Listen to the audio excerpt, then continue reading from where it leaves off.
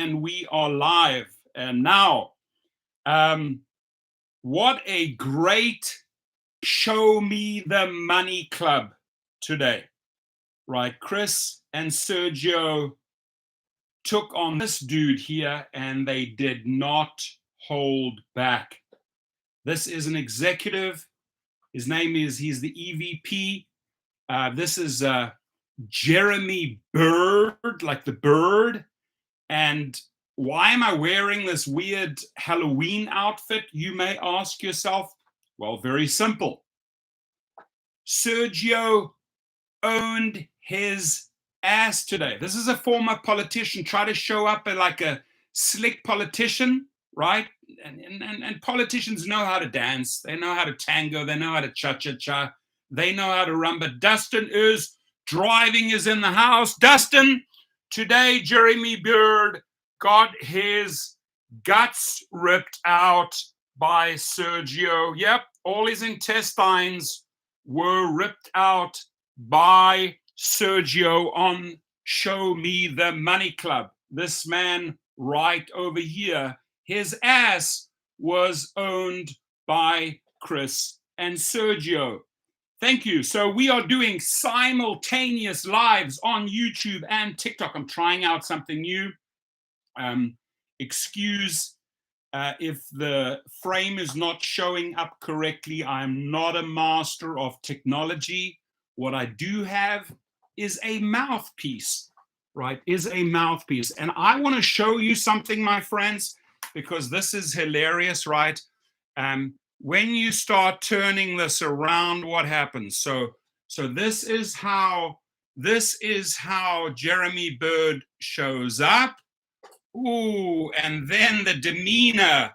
Oh, look at how it changes. This is Lyft Live, right? These are Lyft executives that I framed here. Look at them. Nice face, ugly face, nice. Bottom line is, you're dealing with two-faced people. They come onto these live shows like Sergio Show Me the Money Club, and they got their guts torn out today. Here, I have live proof. All Jeremy Bird's guts were ripped out by Sergio. And when you watch a person's body language, and I honestly thought a politician, like a slick, seasoned politician, would have handled this better. But when you see his body language, when a business question becomes uncomfortable, what was he doing? He was gulping. He was gulping a lot. Boy, oh boy, does gulping give you away, right? Does gulping give you away, Jeremy Bird? Now, they come out with this gigantic announcement, my friends. They come out with this gigantic announcement that Lyft is increasing driver earnings. He calls it a pain point. Earnings pain point.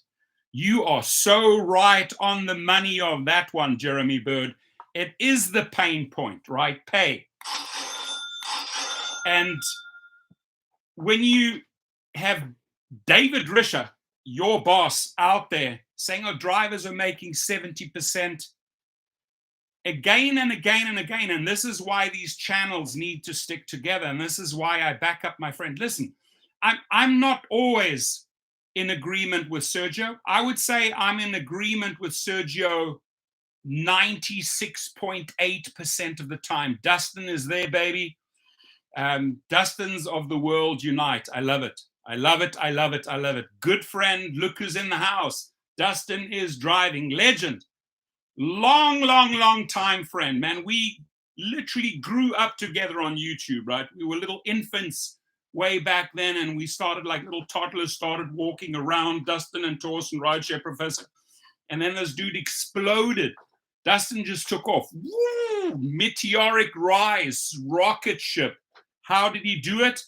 Dustin started showing all these like interior clips, dash cam. People loved it. Listen, whatever Dustin is doing, he's doing it right, but what he does best, and I can say this to Dustin, what Dustin does best, he's an awesome father. and he's an awesome husband. I see that in his pictures. He's a Facebook friend. And man, having Dustin in the house, you know, he checks in once in a while. I check in with him. I salute you, my friend. I salute everything that you have achieved, especially for your family. Right? I've monitored and watched that closely, especially what a great father and what a great husband this guy is, right? And everyone will back me up on this. Now, back to our little friend here, Jeremy Bird, or I would call him Jeremy the Vulture, or Jeremy the Ostrich with his head in the sand, right? Oh, I can't see shit. Oh, why can't I see shit? Oh, because my head is up my ass, like an ostrich. Dude, you made such a fucking fool of yourself today on Show Me the Money. I was going in there and thought, I know Sergio is prepared, right? I know Sergio is prepared. I know Sergio is in bulldog mode, and I know Sergio is going to hold him accountable, right?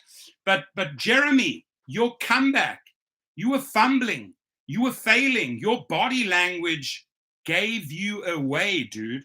It gave you away. And then, I mean, I'm going to play a lot of the clips right now, but here's sort of like the golden takeaway. Sergio, this channel and a few other channels have been pushing poor earnings, especially on long trips, especially on bullshitting us with the insurance, them buying insurance low, selling it to us high. Sergio talked about the inflation and that these little $2-3 trips are not holding up with inflation, but his comeback lines were pathetic, right? Dude, you are a seasoned politician. You should be polished.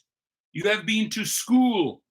But what I noticed, you confront this guy about the basics on business and he falls apart. His argument is, his comeback line was, well, the independent contractors, they have the freedom. It's not like a Starbucks barista who has to work behind the counter.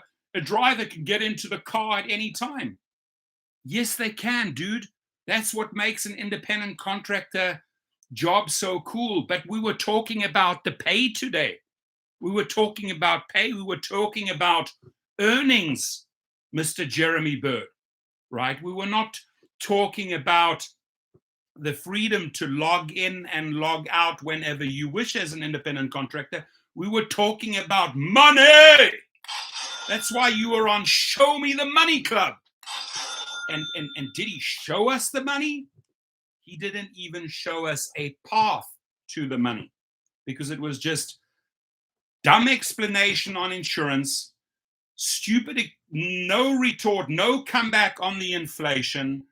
And he's sort of like bopping and weaving like a boxer that doesn't want to engage in a fight. Like you're in a cage, in a UFC cage, and you're just running away from your opponent all the time. And Sergio's freaking chasing him around the cage. And Jeremy's just running and, whoosh, I got to make it through 5 rounds, man. I got to make it through these 5 rounds. And then judges' cards.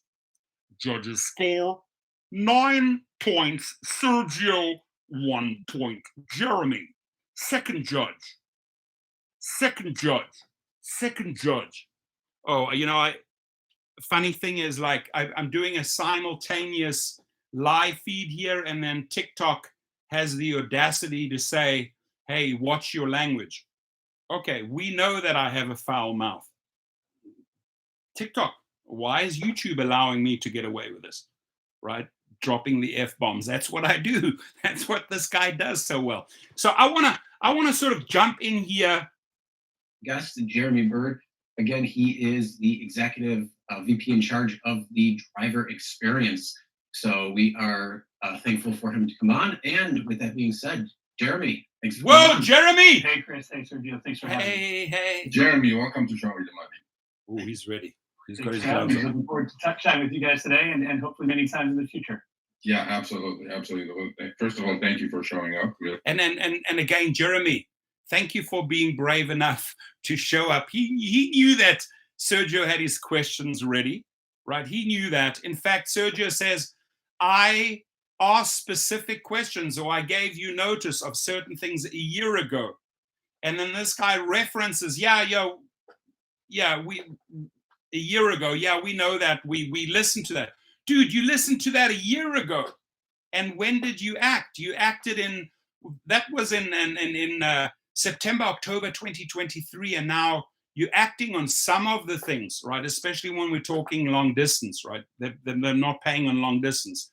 And the Reuters that they gave the interview to, it was basically saying that, or they were basically admitting that, earnings was their pain point and not getting drivers. And he said, no, you know what, we listened to a year ago. Well, I ask you this, Jeremy Bird, why are you saying, or why are you addressing this now when you knew this a year ago? I also want to remind the people watching the live streams, right, that I had the Zoom call with David Risher almost a year ago.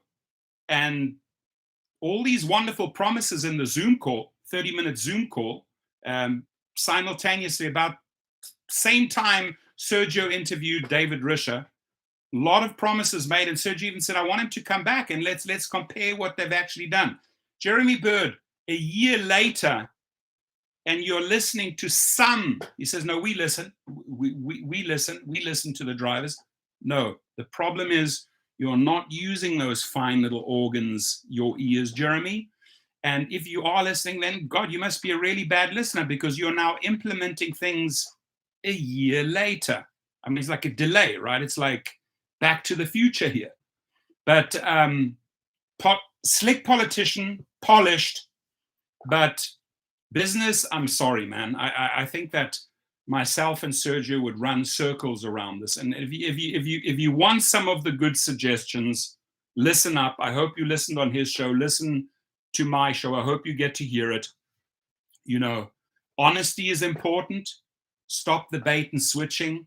Stop the fake and bullshit news that you're putting out there about drivers earning 70%, because Jeremy Bird, if you were listening, if you were actually going into Facebook groups and looking at YouTube videos, the one thing drivers hate is constantly being bullshitted by you guys, especially a guy like this with a political background who dances and weaves, does like rock, a little bit of rock and roll, a little bit of cha-cha, a little bit of samba, a little bit of foxtrot, a little bit of tango, but you're not answering the question. And most importantly, you're not listening to the drivers. This here is the pain point. We shall see. We shall see if they address that pain point. But I'm going to say it again, and this is why I wore this outfit. Look, all of these organs, right? This is like, I mean, these are your intestines, these are your colon, your kidneys, your heart. Today, Sergio just went into his gut and freaking ripped it all out. And he didn't even have you were gulping, dude. You were like a fish trying to get water, like air.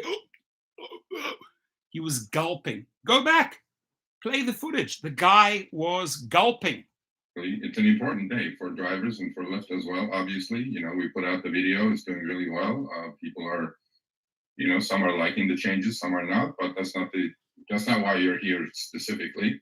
But so unlike Lyft's DAC, right? What is that called? Driver Advisory Council. I see Dustin on both sides. You came to the right place, right? This is the house that the drivers built, and I can assure you, you will get good information. So we're going to jump right into the changes, obviously, right? That was announced today, and I was under embargo. I kept my mouth shut like I promised.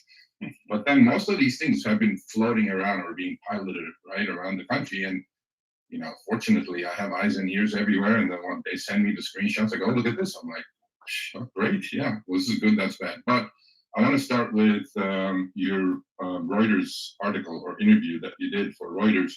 So the headline was, Lyft unveils improved, what does it say? Pay measures to attract more drivers, right? Is Lyft having issues with keeping drivers around? Is that what's happening? So when you read that Reuters headline, again, the Lyft language and the Uber language, you read between the lines. He interprets it exactly the same way I do. They are having problems keeping drivers. Genius interpretation, you might say, right? But we can actually back it up. Sergio and I can actually back it up. And that is, if you're coming out with this at this point right here, if you have a headline at Reuters that you're trying to attract drivers, means you have a problem that people are leaving you. And the answer is right there, right in front of you. Why, Jeremy Bird, are people leaving your platform? I'll tell you why. He told you why. Sergio told you why. Because you bullshit, you bop, you weave, a little bit like Muhammad Ali. You bop, you weave, you bullshit. You spread false information. Anger is created. Drivers come back at you. You bop, you weave, like Muhammad Ali, second round. And you don't confront the issue. You don't confront the pain point, and that is people with the high inflation, with the current state of affairs, cannot make ends meet. No matter, like he says, no matter, he went out there, no matter how many $2 or $3 trips you do, you're in the minus. And the only retort, the only comeback line to that was, okay, he fumbled on insurance. I was trying to explain that. Look, insurance, Lyft, Uber, we know. We have our own insurance. You're coming in and stealing the money, is calling it external fees, trying to think we're stupid enough to believe that you guys are giving the drivers 70% after external fees. We know, at least Sergio knows, I know, you buying the insurance low, super low, and you're selling it to us high. And he's trying to tell us again and again, look, the earnings, yeah, it's because of the high insurance, right? But here, listen to me, Sergio, listen to me. You have the flexibility. It's not like a Starbucks barista, and it'll come later. That, my friend, Jeremy, seasoned politician, polished guy, probably with some sort of Yale or Harvard or Stanford degree in the political field, right? That is not answering the pain point. Why the fuck are you not paying drivers? Or is that misleading? Well, we're always, it's not exactly, we read the headline. But I mean, we're doing the changes that you see today, right? Which are really around increased transparency and listening to driver pain points that we've heard both from you. Please, I don't know, I'm highly offended when they use the word transparency, because it's quite the opposite, right? They want to keep you in the pitch black room, right? There's no sunlight. There's either really dark clouds or a dark room. So this bullshit. We want to be a seasoned politician again, polished politician. We want to be as transparent as possible with you. Yeah, we try to be transparent about everything, about the fees, about everything. Individually, and then you talked to me about some of these things in the last several months, as well as drivers, whether it's at different roundtables, on listening to them online, having conversations, getting in cars and driving ourselves. These changes are really to address some of those pain points. So it's always about to attract more drivers. We want more folks to come to the platform. But as you've said to me many times, Sergio, it's also about making the experience for those who are on the platform better and wanting them to come back and have a better experience on the platform every time they come. Yeah, I couldn't agree with you more. And I know you have a history of politics, right? You ran President Obama's South Carolina campaign, I think, if I'm not mistaken, and you helped them out with that, obviously. And so you do have a soft spot for the working men and women drivers of Lyft, I'm pretty sure, right? So I'm gonna just talk a little bit about these changes, not changes, but by the way, our show is called Show Me the Money. So you're here to show us the money. Show us the money, baby. Because it is. That's what I'm here for. Okay, let's get right into it. So, the first thing that I want to actually hit upon is something that, I don't know how much of this we should take credit as Show Me the Money, because I've been talking to Lyft about this for a year now, especially with upfront fares, trips going longer and drivers just working for free, right? And so let's talk a couple of minutes about that. So Lyft introduced something that the drivers will get paid more if the trip goes longer in the duration. So give us your input about that. Yeah, and you said this when you were mentioning, me and sort of my role here. I come from a working class background. I grew up in the trailer park. When I think about the 1.3 million folks who have driven on the platform in the last year, it's not a number, right? These are people who are mothers, fathers, they're entrepreneurs, they're caregivers. They're coming for many reasons, right? Some are coming, to make this is their primary source of income. Others are coming because their 29-hour-a-week job in the grocery store isn't making ends meet for them. Some are coming because they want to make enough money to have the excellent wedding that they want to have. They want to send their kids somewhere. They want to pay for soccer. So it is about listening. And so all the changes you're talking about is about listening to you. It's about listening. It's about listening to you. Sergio just said we spoke about these things a year ago. No, we were listening. We were listening, but everything is delayed by a year, right? We were listening, but we have a delay problem at Lyft. It's about listening to drivers every time I get in a Lyft. It's about listening to drivers at roundtables. It's about listening to drivers in all the various ways, customer care, people are calling in. A lot of those pain points, as you mentioned, and the name of your show, are about earnings, right? And really about fair and transparent earnings. So earlier this year, we rolled out the 70% guarantee. Hit the like button. Hit the like button. As a response to what we were hearing from drivers. And this is sort of, you can imagine this is just being an extension of that. And one of the things that you told me, I think about a year ago, and I've heard from drivers. You see how he's gulping? Jeremy. You told this to me a year ago. Did you listen? No. Jeremy, did you listen? For the last time, no. Jeremy, I'm going to ask you one time. Were you listening to the drivers? No. Final answer? No. Okay, there we have it, folks. It's not rocket science. He's admitted he wasn't listening.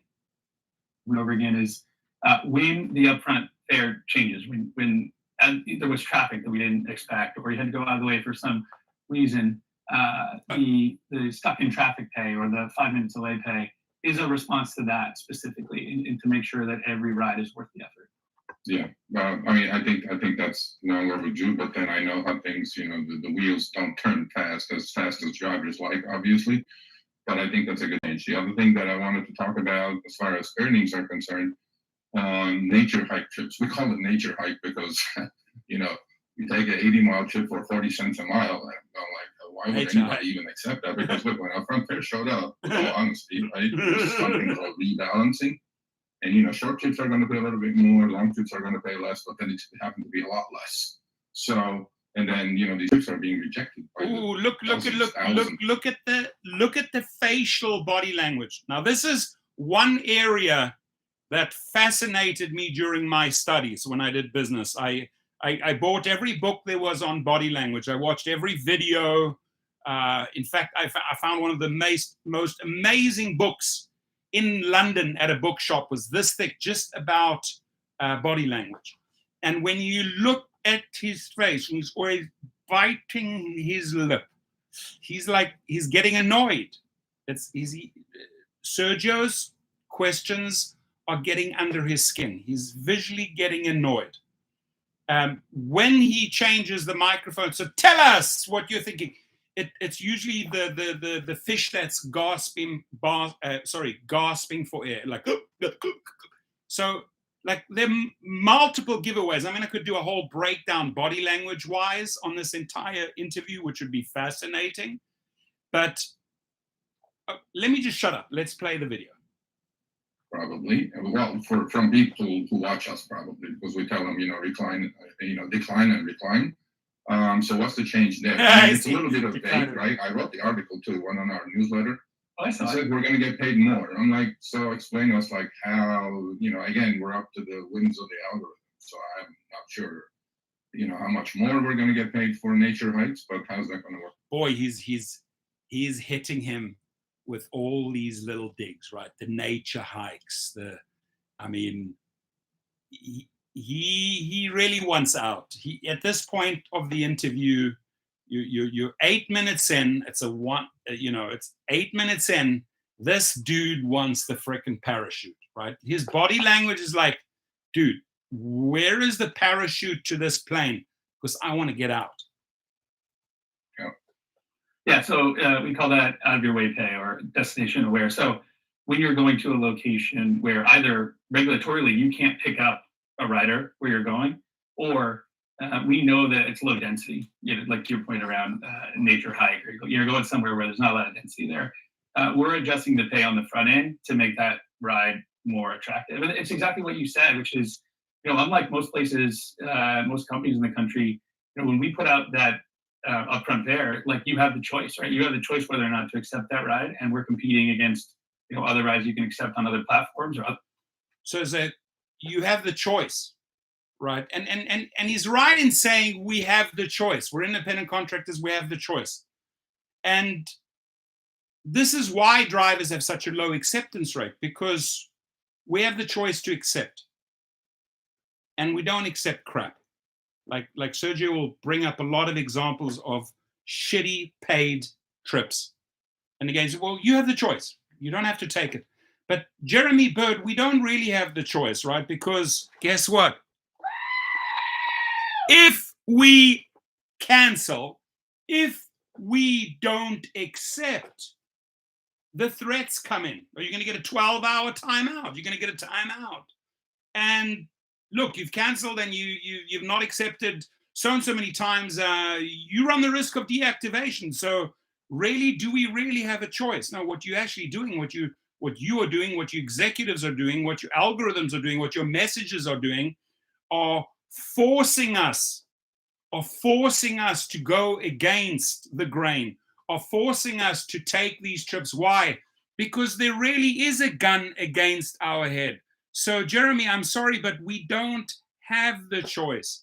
It's often the threats that create the anxiety that, like, a lot of drivers say, oh, I got to keep on driving. I got to keep on accepting this shit that you keep on. I don't have any choices because I'm going to get a 12 hours out, or I might get deactivated. And that's real. The fact is, Lyft and Uber have deactivated drivers, still continue to do so. Maybe you can change that today, Jeremy Bird, but you still continue to deactivate and give drivers timeouts because what you call choice is not really a choice. It's more like, here's an offer, we have a gun against your head, you better take it.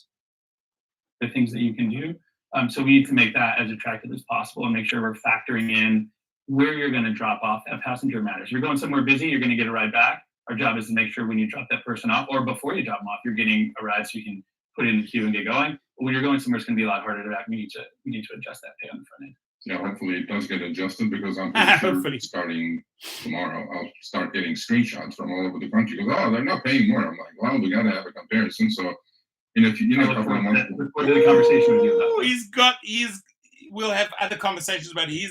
He's got him right there, Sergio. You like literally squeezing his nuts. You're squeezing his testicles, probably his ovaries, not testicles, right? And no offense here to any woman, but like, dude, you're more like soft cotton balls, right? Because Sergio just checked, and are these titanium balls? No, they're actually cotton balls, because I'm going to get screenshots, hundreds and thousands tomorrow, because you made all these promises, and I'm going to have to deal with all these, like, tomorrow you have to start, right? You announced it today. So, like, are you announcing it today and delaying it for another year before this kicks in? Or are you actually going to say, hey, we made this decision today to pay you more on longer trips, and the evidence of actually paying more comes in tomorrow? That is how you regain trust. That is how you make drivers enjoy the company and the brand again. When you make a promise, you deliver on the promise. And again, Sergio and I know exactly what we're talking about, because both him and I spoke to David Risher almost a year ago. Tons of promises made, no deliveries. And you made some big promises today on long trips. And Jeremy Bird, the fact is, if you don't deliver on this, you look as stupid as your boss. Yeah, that definitely we will have conversations about We that. will. So, while we're at the earnings, there's one more thing that's, that is concerning earnings is that something new called Biting his lip. preferred driver, right? So preferred driver, supposedly, we're going to get 5% more. And if we do get over certain thresholds, which I think they're pretty, the bar is set pretty low. I mean, 25% acceptance rate, 12%, I think, cancellation rate, driving score of 60%, and 3 safety flags or less, people will get more trips. I get that. But then 5%, I asked this to the other people that I talked to, and I said, 5% over what? Look, upfront algo is set up to shave. I mean, look, we've proven that a million times. It's not the point. But 5% over what, Jeremy? Like, what are we getting 5% over? Yeah, There's no rate card. Yeah, so you mentioned preferred. Well, I think the important thing there is like you said earlier, these are not thresholds that are set incredibly high, but they are set for 25% in terms of the acceptance rate and 12% of the cancellation rate is. So every time that we've got to make sure we're giving you the offer that's worth your while, which is what a lot of these changes are around. And then we got to make sure for those folks who aren't accepting for some reason or the other at a threshold that's below 25%, we want to make sure that we're going to prioritize those drivers that are providing that service to the riders, right? Because every time we let something lapse, it's a longer time that a rider has to wait. And all this is about more riders, right? If there are more riders coming to our platform, more riders coming to Rideshare in general, you're going to do better as a driver, right? We'll do better, you'll do better. We all you're right. More riders coming, you're more utilized, and you get to even be, we can be on the same side in terms of just increasing that.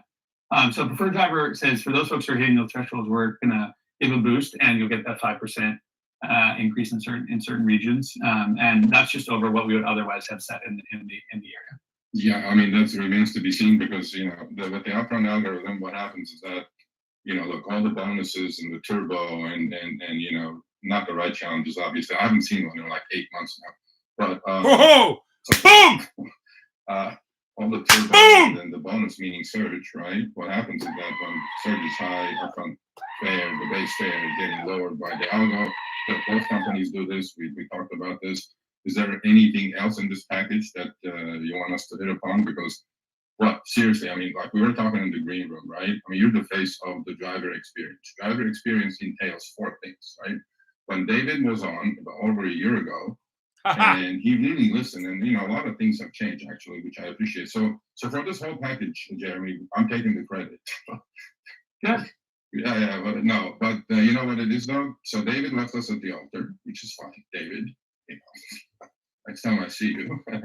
But the point I'm trying to make, you're the head of this. How long have you been with Lyft, by the way? I've been with it for 5 years, but I've been the head of the driver experience for like the last 6 or 7 months. I was 6 or 7 before. Okay, so I've been with Lyft for 7.5 years. So I have about 7 years head start on you. But here's the thing. I talked to David about 4 things that are on our community's mind. Okay, number 1 is earnings, always earnings. So who doesn't want to make more money? Number 2 is unjust deactivations. Number 3 is driver safety, and number 4 is black hole support, we call it. So I would really like right here and now would like to get your word that maybe every couple of months you show up, because I know you're busy. You have 30 minutes to do this, and in 30 minutes to discuss all these things, just it is really just not enough time. So I was thinking maybe every couple of months, while you gain more experience on the job, you come back and we discuss these individual issues as opposed to just lump sum everything and then a year later we'll come back and talk about it again. Yeah, I'd love to go back. So you said yes. I'll take your word for it that when they're developing. Yeah, I'll say not just in the green room, but on your show where everybody can see. I'm happy to come back. I think that's a great idea. I think you're right. There's 30 minutes is not enough time. We're going to start with some today, but I know how we're to talk about. Can I say though to your other question there at the beginning was like what else is in the role that I do want to talk about because it was sort of sure, absolutely. So earnings, like you mentioned, is one of the most important things. There's a couple other things in there though that I think are really important as we think about earnings, transparency.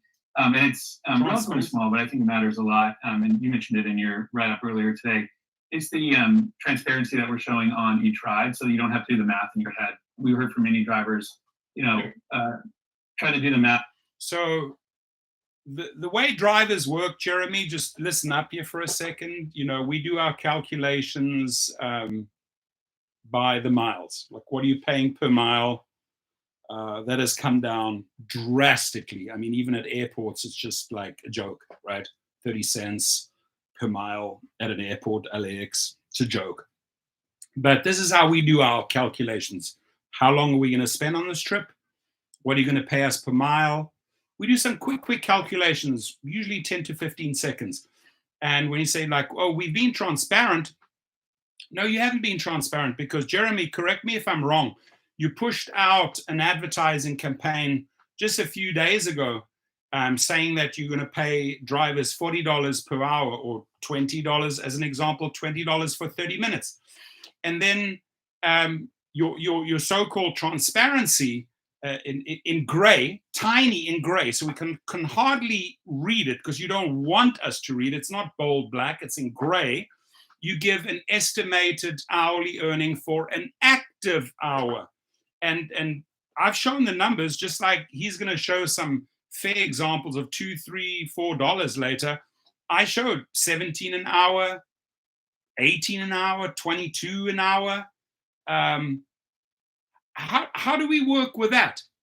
I mean, how do we work with that? How do we do those quick calculations, miles, minutes, based on that vague information which you're putting in gray letters? I'm just curious. Like, why not be honest? This trip works out to 45 cents per mile, or this trip works out to so and so many dollars for the next 15 minutes, right? But no, it has to be confusing once again, right? Just like let that algorithm throw out a number and confuse us. We want quick decisions, especially when we're driving, quick decisions, so we're not distracted from the road. Our brain is not distracted doing other math. No, it's like, when you talk transparency, you got to be able to talk the language of the drivers, and that's where the listening part is missing, or the ears are missing, is that you are actually not listening. You're not listening to what we are asking for, what information we need to make decisions. You are presenting it to us not only in a false way, $40 per active hour, but in a very misleading way. On the short ride versus long ride and how much you're making per hour. So we're adding that into the accept screen, where you can see the value of the ride, like how much you're going to make when you're in that ride per hour. And so there's some other, I think, transparency pieces of this that matter. The other piece I wanted to talk about was the economic impact, economic mobility pieces of it.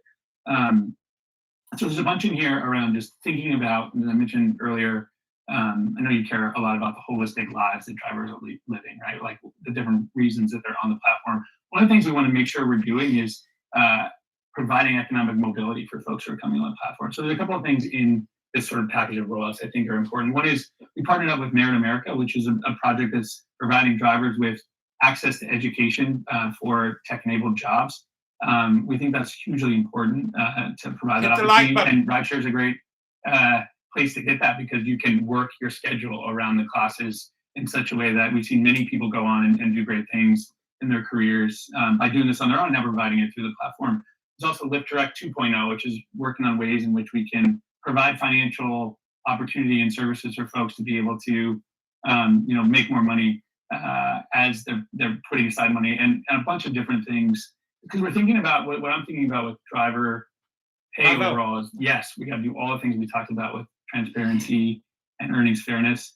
We also have to figure out a way both to reduce costs, right? And you've talked about this. You've got a lot of partnerships that you've talked about in other ways that we can use the scale of the platform to allow folks to spend less, whether that's on some of the things we're doing through the Elite program for cashback and things like that. So a lot of this is just thinking about the overall economic situation of drivers and what we can do to hopefully provide a better opportunity for folks. So those other parts of the platform. And again, I'm happy to come talk about any of those at length. I'm happy. Well, I mean, now that people have seen you, so we want to see your pretty face here. I mean, as often as possible, because look, we are drivers advocates, but seriously, I mean, I put myself in Lyft's shoes, and then I wish Lyft and execs and the other TNC put themselves in our shoes, right?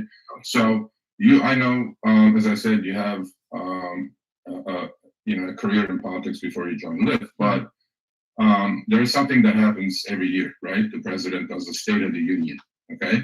So what do you think the State of the Union is between rideshare companies and their drivers at the moment? What do you think we are? Yeah, what a great question. You mentioned it a little bit with David coming on, earlier. I do think he has said over and over again since he came on as CEO of Lyft that if we are customer obsessed, it will drive profitable growth and create a more successful Lyft and a more successful experience for drivers on the platform. And I think we really have seen tremendous change. I don't think that's a motto. I don't think it's a slogan. I see it every day in different meetings that I have with him and other executives here. And really just the amazing people that I work with in this building. There's a real passion for increasing and being better and doing everything we can to have the driver experience be something that Dirty Dub in the house. If you are making more on our platform and you're having a great experience, you're going to come back. You're going to drive more. If you drive more riders are going to have faster ETAs. We're going to have more riders. It's going to be better for Lyft. It's better. It's the right thing to do, and it's also going to be better for us. And I think Dave really believes in that, right? And I think I've seen a lot of changes, and we've got a lot of work to do. So I'd say, a lot of work to do. But and you'll be the first to tell us we still have a lot of work to do. We've got. So, just in the last few years, stock is down. And in fact, they're saying people that invested a few years ago, 3-4 years ago, have lost 76% of their stock. Jeremy Bird, why is the stock still hovering at $12? Like, are the investors, are the public just not buying your story? Or what is it?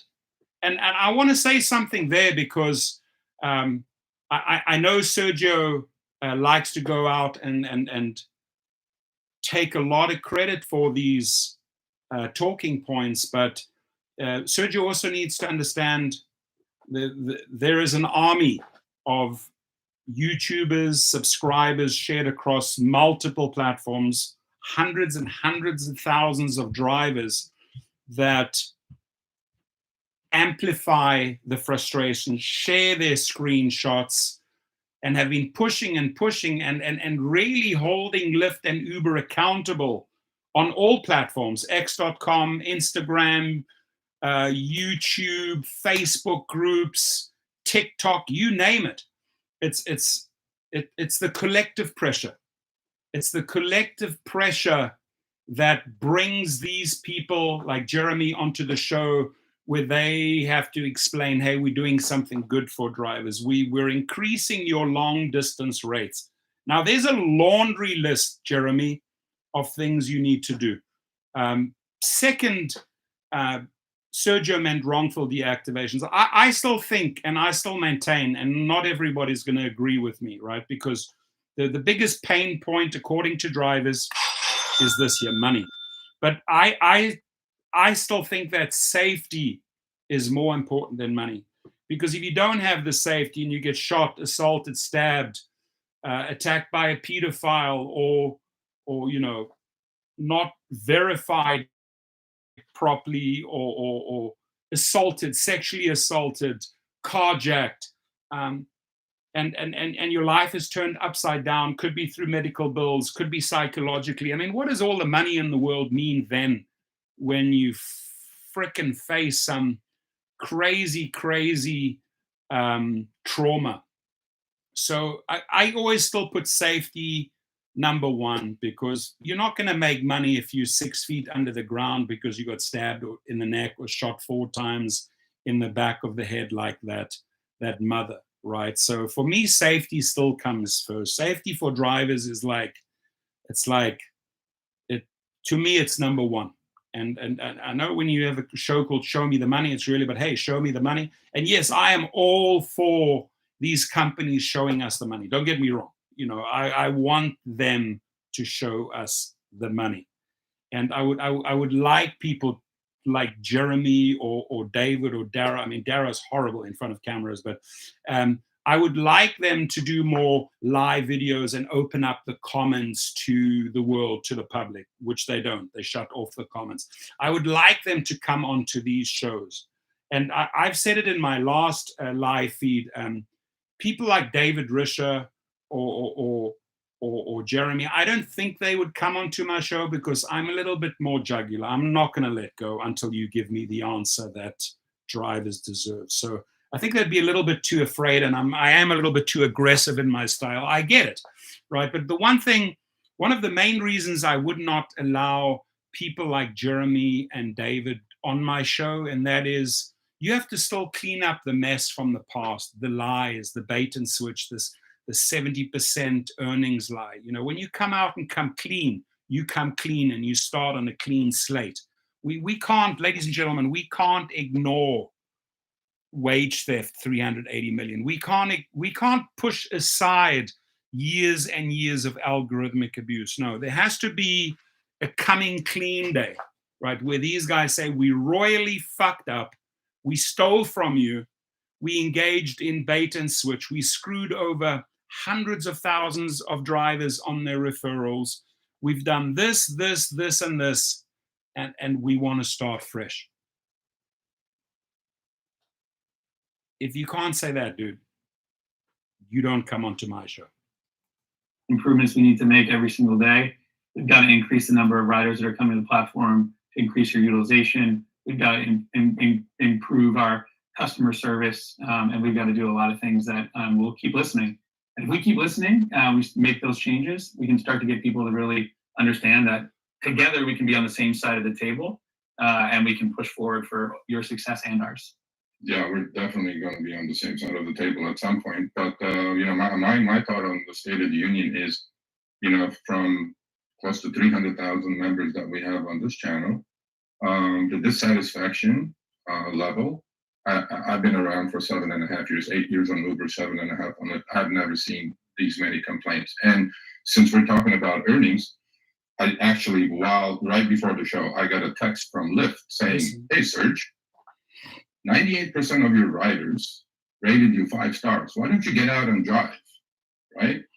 Then I thought, okay, that's awesome, because I am the face of Lyft for those 15 minutes that I'm in the car with the rider. Nobody knows you. Nobody knows David. Nobody knows anybody. They just know Lyft. They know me. So if I'm in a good mood, right, then I'm going to service the Lyft passenger better. So I'm not going to take it out on them because Lyft did something screwy, right? Well, talking about, so today let's focus a little bit, whatever time we have remaining, on a couple of things. One is earnings, obviously. So I've been on the platform for 7.5 years. And I've seen all the changes, obviously. I've seen the platforms grow, the marketplace grow, the scale obviously came into play. And but what I've not seen is, you live in San Francisco, I live in LA, probably two of the most expensive cities on the planet. And there are a lot of drivers in LA and San Francisco, obviously.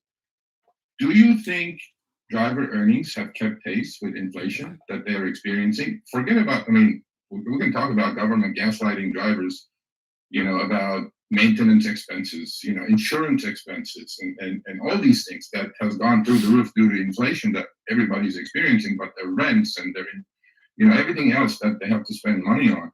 Do you think Lyft drivers' earnings have kept pace with inflation over the last 3 years, 4 years? I think the median, the median earnings for drivers has kept pace since 2019. However, I think your point is totally accurate, which is our job is to figure out how do we continue to increase that. And the way we have to continue to increase that is to fight on multiple fronts. And these are not small things. I know you mentioned insurance, but this is the biggest one. This is the biggest cost driver. It doesn't benefit. So insurance, he's saying, right, Jeremy Bird is saying, is the biggest cost driver. It's the biggest reason why we have to take more from you. It's the biggest reason why we have to charge. You got to just read between the lines, right? The biggest factor. No, it is the biggest ripoff and scam that you and Uber are running, and that is introducing external fees, all of a sudden supersonic high insurance rates, and listen up, people. They buy insurance low and they sell it to us high. And a lot of drivers say, well, I'm already bringing in this commercial insurance. I already have rideshare insurance. So why are they constantly screwing me over on these external fees? you lose every little bit of credibility if you're trying to sell drivers on this excuse that, oh, it's the insurance that is really messing everything up. The drivers, it doesn't benefit Lyft, and it doesn't benefit riders. Because before you get in the car in LA, exactly, Lindy, we're already spending a ton of money on unnecessary insurance costs, completely unnecessary insurance costs. And so and this is what I fought for before I came over to the driver team on the policy side, is to reduce those costs. If you reduce those costs, more money goes into your pocket. It will be better for Lyft overall. It'll be better for riders too.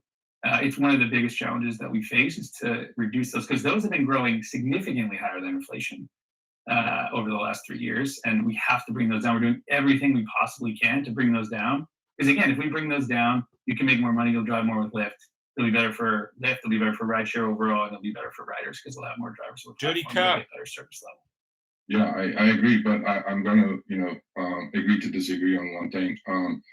I don't think since 2019, my earnings on the Lyft platform have gone up 40%, because that's what the government's at least saying, that maintenance costs, insurance costs, which, as we know, we're independent contractors, we're supposedly running our small business, and our car is our tool that we take to work. I don't think it's up 40%, Jeremy. So the reason I'm saying that is because I drive.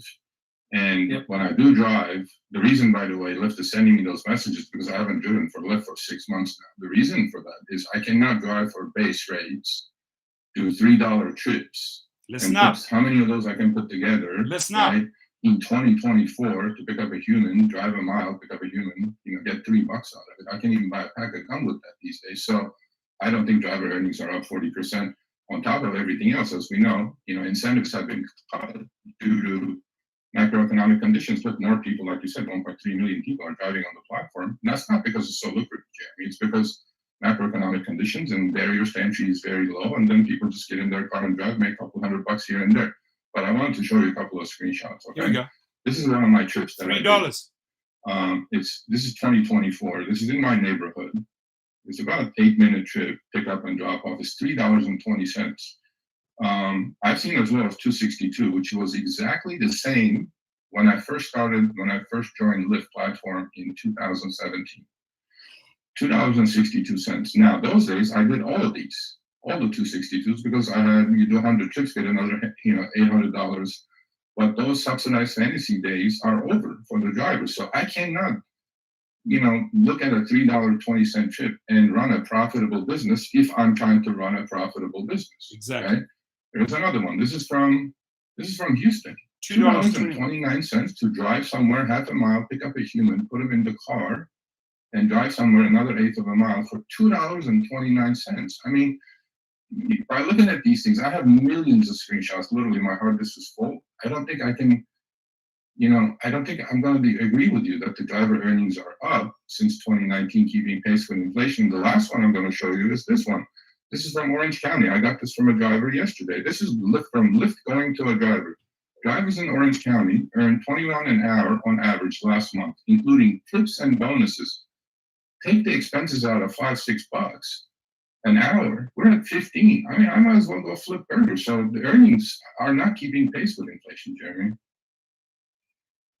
So, Sergio, I think we got a lot to unpack there. I think you said a couple of things that I absolutely agree with, and it's how I see things, and I think most drivers see them. And then obviously we can talk about either the individual rides there, or the overall points that you're making. But I agree first, and this is why I love the platform, and I think why a lot of people were drawn to it, including any of the conversations I've had with you, is it is your own small business. It really is your own small business, and it provides a tremendous amount of flexibility and independence, but almost no work. So at 25 minutes into the video, I want really, and the link to their Show Me the Money Club, Show Me the Money Club feed is going to be below, but tune in at 25 minutes, because he raised the question of all these $2 and $3 and $5, and it was like, how do we make ends meet with $2 and $3? And his answer, which I think the weakest answer of the entire show, is like, well, the drivers have their flexibility. what, they have the flexibility to be screwed over every day, every hour, every trip? I mean, is that yeah, they have flexibility. They can switch on and off, but are they switching on to get screwed over money-wise, right? Are they driving that day and not the next day to earn that pathetic pay? You're not answering the question, right? And this is I'm sort of guessing this is why they hired a sort of like a seasoned politician.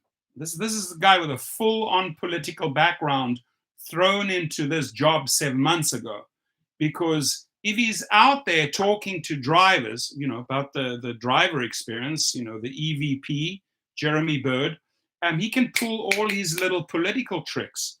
And again, I'm going to repeat this like a parrot. Drivers will always, Sergio, myself, other channels will always take you back to this, right? Let's get real here. Let's look at the take rate. Let's look at the trips. What are you paying us? Yeah, you don't have to sell us the fact that it's a flexible platform. We can log on, log off when we want. We already know that shit. We are independent contractors, by the way, Jeremy Bird.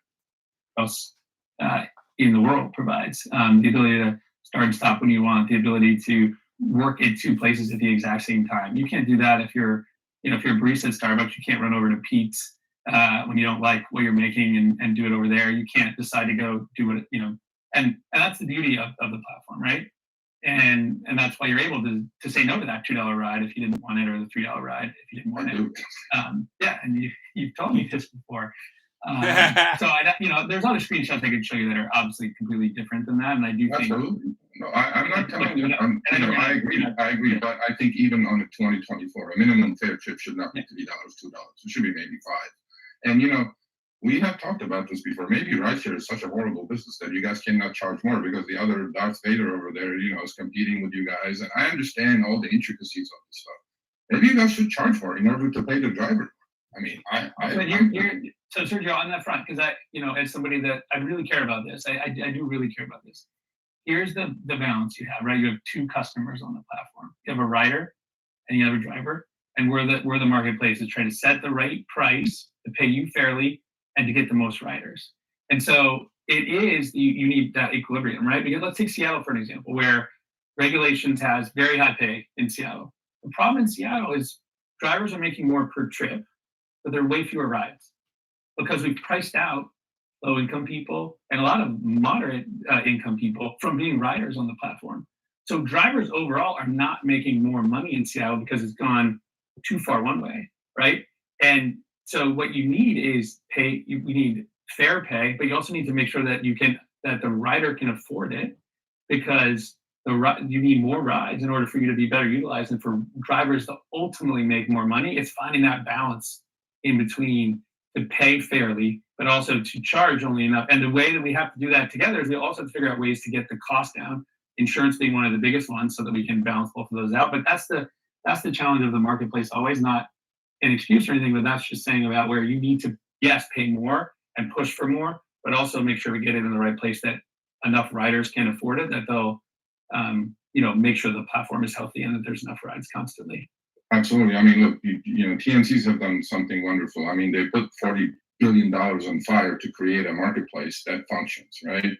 But on one side this is a two-sided marketplace, and you have the rider and you have the driver, right? You have to create enough supply to get the pickup ETAs down. I understand the business better than anybody probably, but my issue with it is that we're in 2024.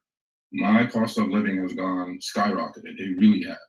As a driver, you're right, and I don't think my earnings have kept pace, if not have declined with upfront fares. And I know you have a couple of extra minutes, a couple of more minutes in that half hour. I'm going to discuss something about earnings, and then we'll end it there with your promise that you're going to show up and we're going to talk about unjust deactivations for an episode, and we're going to talk about safety of drivers. That topic of unjust deactivations, wrongful deactivations, I can tell Sergio has come to me with drivers, and he knows this, that I've gotten back on the platform. One of his guys that he had on the show, I got them a $12,000 settlement, right? So we masters at that game. We've done 6,000 cases. The links, by the way, will be below the video.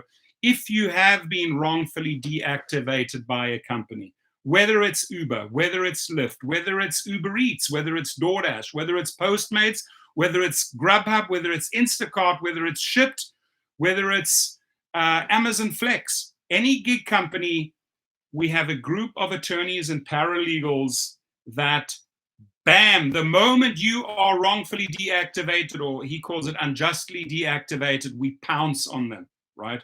And whether you've lost a month of earnings or you're only acting now, but the bottom line is that the legal appeal has to be filed.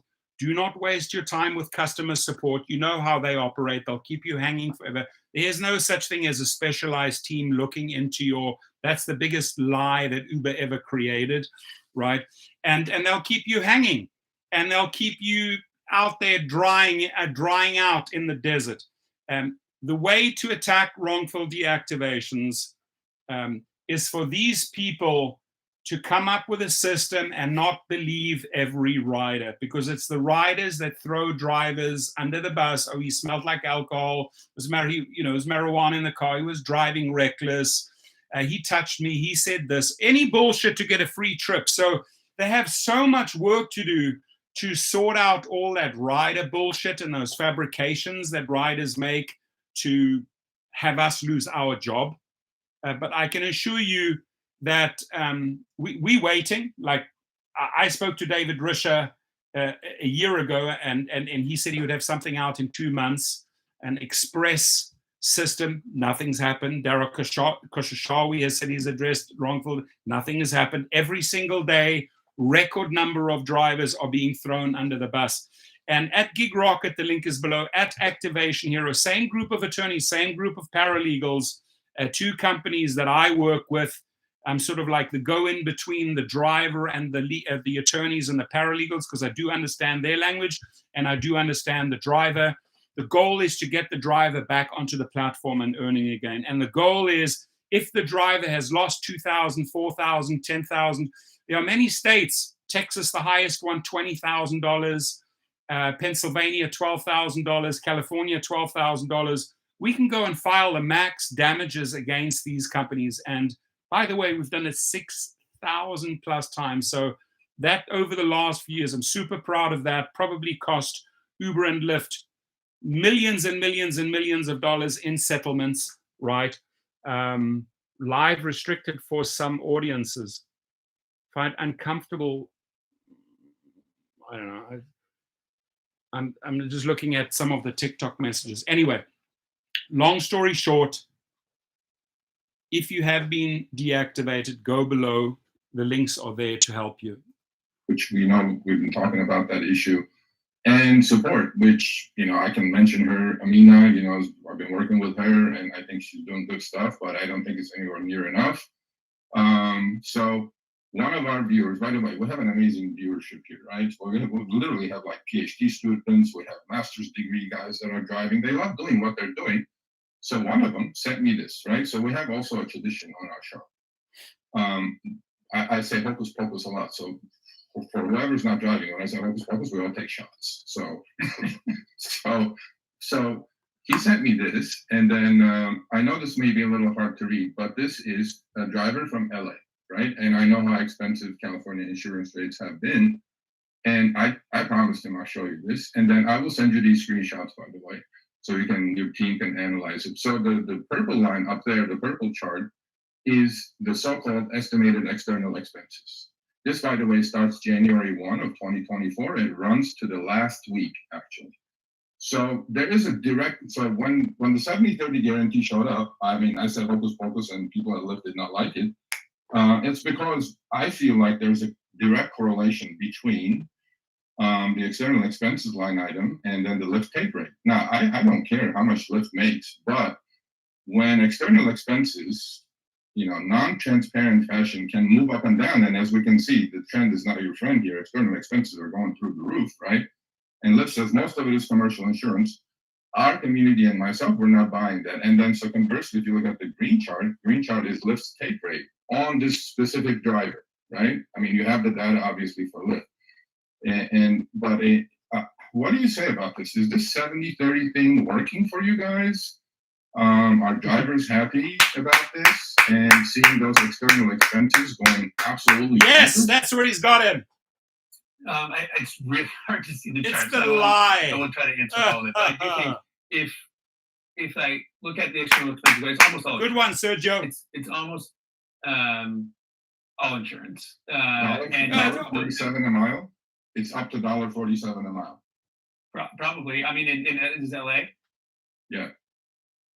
Yeah, in LA, I mean, every ride is between $7 and $10 in insurance costs, and this comes from a couple factors. It's not the insurance. Lying, bro. In the California, the way the law is written is that we are paying, and therefore it's negative for drivers, or not only like general commercial insurance. Now he's just digging the hole. Anybody else? Now he's just digging the hole, baby. Doesn't have insurance or is underinsured. We have to also insure that. California is one of the most expensive places in the country. You see this in New Jersey and other places. And that goes up, in our case, almost every October. So I don't know if that line is like, when that is, but in terms of the increase. So I will say, yeah, I've done a bunch of surveys of thousands of drivers on the earnings commitment, and we find it to be generally popular because we're making the commitment and we show it up. We show it. Like you say, show me the money. It's not just that we said we're going to do it. It said if we're below the 70%, we're going to pay you for it, which we have. And so I think it's not just that we're committed to this. We say we want to do something. It's that we said we're going to actually commit to it and make it happen. The fact that he can still lie about the 70%, conveniently push all the external fees aside, insurance and all the other bullshit that you've somehow in your little magic world created in the last 2 years to really screw over drivers. The fact that you can sit there and lie and back up your 70% lie. He's just called you out. I've called you out. Everyone's called you out. Drivers have called you out. No, but you are willing to continue with the 70% lie. You've heard it right there, ladies and gentlemen. He has no shame saying, you know what? Yeah, we are paying out 70%. No shame. I mean, again, the average is well over 80, close to 90% in terms of the driver take after those expenses. But we're saying we'll never. Tula's in the house. The driver will never take home less than 70. And we Tula's in the house. Tula, do me a big favor. Also, my TikTok friend here, Tula. By the way, congratulations. She just got a TikTok affiliate. She's rocking and rolling on TikTok, right?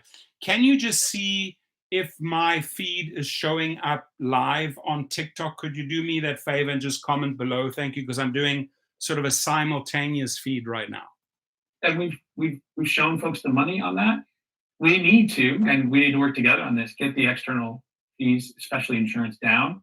But overall, I think it's been a commitment that, like you said earlier, David made, and wasn't something that was easy to do in a low margin business, but something we're committed to because it's the right thing to do. Yeah, I mean, I don't want to end up on negative, tangent here, but the 70-30 thing after external expenses. So we're simple people here, Jeremy. Some of us are more educated than others, but when a rider pays $100 for a trip and the driver receives 50, the driver looks at it as Lyft took 50%. Because driver has expenses as well, right? I mean, we're not bitching and moaning to Lyft saying that my insurance has gone up, literally, personally speaking, my personal insurance with State Farm has gone up 48% this year so far. I have to pay for that. I have to pay for maintenance. I have to pay for all those. So Lyft kind of complaining, saying, yeah, our insurance rates are going up after external expenses, which we just kind of all over the place, really. There is no rhyme or reason for what it is. The trip to trip, they're changing. External fees. I think there's more work to be done as far as that 70-30 transparency thing is concerned. Thank you. So before you go, I'm going to announce something. So for people, I don't know how many of you are, 500-600 of you, whoever's in LA, I'm going to be there. Jeremy's going to be there. There's going to be a taco truck there between 11:30 a.m. and 1:30 p.m. October 23rd. We'll mention this a couple times going forward. We'll do a short video. Please come down, meet us. Well, you guys. I'll be there, baby. I'll be there. He's a super nice guy. He's going to be at LAX. We're going to be at LAX. We're going to eat some tacos and we're going to talk some shop. Thank you, Tula. And meet a whole bunch of you, hopefully. But so I'll give you the floor, Jeremy, in closing. Promise you will come. Jeremy, I'm going to treat you to a taco. I mean, I know that you could afford 4 million tacos, but I'm do a good taco at that taco truck because I got to make it work. I got to be. Please put down in the live feed what date it is, October 20th, what time, what location. I'd love to be there, right? And I'll come marching in there with a live feed, and I might just confront you head on and say, hey, Jeremy, we're here to talk about the 70%. I see that on Sergio's show, you still believe in that lie, right? Sergio tried to be polite. He really wanted to shut you down there, but he doesn't want to like burn his bridges too much with you. But he was visibly annoyed that I could see it. Like he just wanted to shake you at that point when they continue with this 70% bullshit. Tula says, I actually like the live view on it better. It looks cleaner. Wow, that's cool. That's a great observation. Look, I'll tell Tula, my lighting, my tech know-how is nothing compared to Rideshare, guys, nothing compared to Tula. I just like talking and interacting with the drivers and calling people like Jeremy out on his bullshit, right? And Sergio's a good friend of mine. We've texted 5 or 6 times today, back and forth on various topics. And I said, listen, I want to do a video on this show, right? Because what sort of like triggered me was I'm watching this whole thing and I'm really, really paying attention in the beginning and actually throughout the whole 30 minutes or so, I was paying attention to his body language. And man, do I love interpreting body language, you know, what people do when they're lying, what people do when they're annoyed, what people do and how they behave when they're trying to circumvent a tough question. And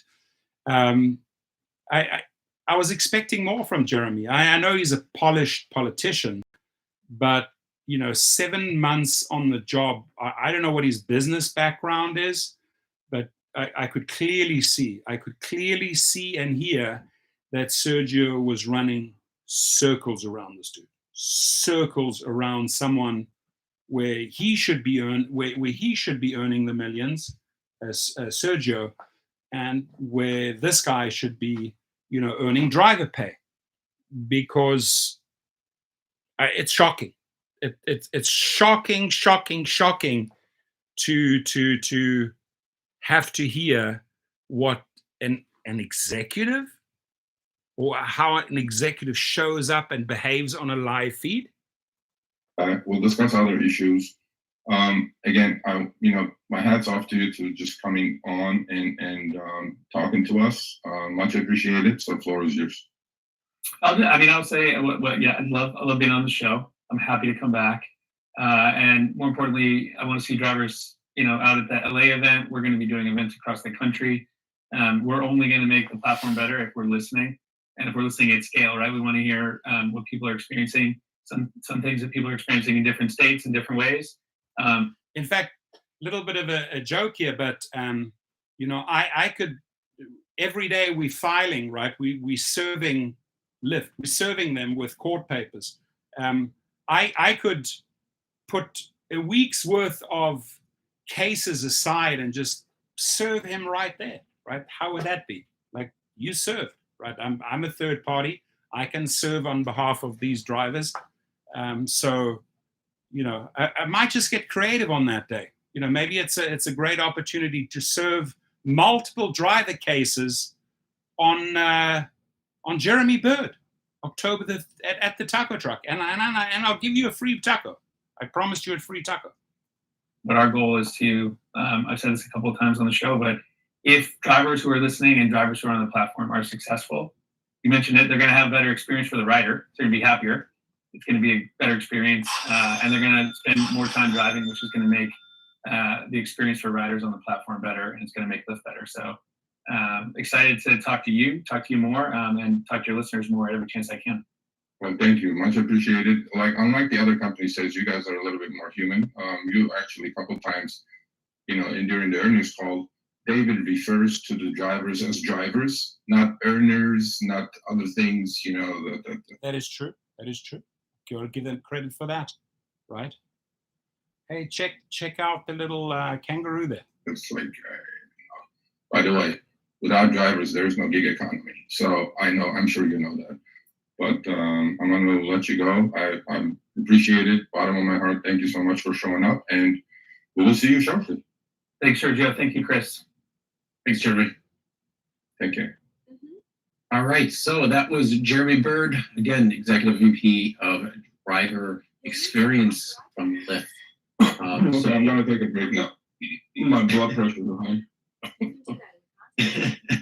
Well, I just put a poll out saying what should drivers be paid as a minimum fare on trips when you guys are talking about that. So that is up on the channel right now. So after the show is over, go vote in that and let us know what your thoughts are. So watch this video. The entire, I've covered 35 minutes of 1 hour 36. It's a great show. They also, again, talk about the opt-out. They talk about the fare addendum. There's just, like, a lot of the talking points in this show particularly, I'm completely aligned. I'm like, there's 100% alignment. It's not like where I say, oh, you know what, I don't agree on that, Sergio. I agree on that, but I disagree. Now, there's a lot of alignment on this one. It's a good show. You cannot miss it. I'll leave the link below. They do a great survey there. What is the minimum? Look, in France, they're earning $8 or $10 as a minimum starting point for a trip. Why are they not offering that in the United States, right? If the starting point is $8 or $10 in Paris or Marseille or Lyon, France, why not in LA? Why not in New York? Why not in Salt Lake City? Why not in Albuquerque? Why not in Miami? Why not in Orlando, right? So, good question, what the minimum should be. But, $5 to $10 should be the absolute minimum, starting point, not $2.20 and all these insulting bullshit offers that Jeremy Bird has no problem serving us, because you don't have to take them. Right? Again, I'm going to go back to he said, you don't have to take them. The choice is yours. No, the choice is not ours, because like I said before, we have a gun against our head. We get timeouts, 12-hour timeouts. We treat it like little school children, Jeremy, if we don't accept all your bullshit. And there's repercussions. There's punishment, even right up to wrongful deactivations over these threats that we have to accept, or there has to be a specific cancellation rate, or hey, check it out. I like all these little emojis that are showing up on the TikTok feed. Is so cool. So again, Sergio and Chris, excellent job. Leave your comments. Do share the video. I'm going to drop their link below. I'm going to say good night to all of you. Reason I'm bailing out now, I have a 4:30 a.m. pickup. Was a huge day for me, or at least I thought it was money-wise. Came in at about close onto $900 today on private trips. Private trips is where it is, right? You can be on Uber, Lyft, but you got to do private trips. And I teach you that below at Gig Rocket, how to do private trips. Tomorrow is a $600 morning and another $200 in the evening. My biggest payday for the week is going to be Saturday and Sunday. Booked out all Saturday, all Sunday, concerts, events, forum, the new arena, Intuit Arena that the Microsoft owner owns down right next to the forum and next to the SoFi. I'll be down there. Hopefully I can meet some drivers down there. But I'm looking forward to 2 very big money days, Saturday and Sunday, as well as tips. I love tips. And if anyone has questions about private trips, how to become a private driver, how to become a private chauffeur, again, the link is below. And we've sold this course about 4,500 times worldwide. So it works. And that's where the money is. 100% of the monies go to you. Your true independent contract. You don't have to put up with all the Jeremy Bird bullshit. Ladies and gentlemen, please do not miss out on private rides. Hit the like button on the way out. We have 72 likes. We have 74 people in the YouTube stream. Got a ton of people in the TikTok stream. We're doing it simultaneously. I think I'm going to try this formula more often. And on both sides, please hit the like button. Thank you. We're on 77 likes and 75 people. So Gratitude, gratitude, gratitude. And I do have this cool little thing here making a lot of noise. But here it is, my friends. I'm grateful, I'm thankful, and I'm blessed to have you in my live stream or as a subscriber. I appreciate you because you help amplify his voice, my voice. Sharing is caring. We're getting the videos out. You're sharing great screenshots. You're sharing great feedback with us. I mean, you're giving us so much ammunition every day that we can use in live feeds. And you know what? We, all of us, owe you a massive, massive thank you. I wish you a good night, everyone. Please stay safe. Tula, keep it going, girl. Keep on pushing on that TikTok. Tick-tock, tick-tock, tick-tock goes the clock. And now the clock says, I go to bed. Everyone, stay safe, please. The money will follow. And by the way, Sergio, Chris, great job on ripping out Jeremy Bird's guts. You did a fantastic job there. Thank you. Have a good one, everyone.